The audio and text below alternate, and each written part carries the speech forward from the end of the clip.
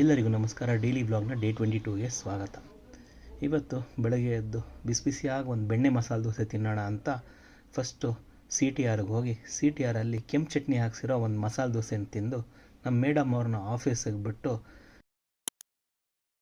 ವಾಪಸ್ ಬಂದು ಒಂದು ಎಳ್ನೀರು ಕುಡಿದು ಸ್ನಾನ ಪೂಜೆ ಎಲ್ಲ ಮಾಡಿ ದೇವ್ರಿಗೆ ಕೈ ಮುಗಿದು ಒಂದು ಗ್ಲಾಸ್ ತಣ್ಣೀರು ಜೊತೆಗೆ ಕೆಲಸ ಶುರು ಮಾಡಿದ್ವಿ.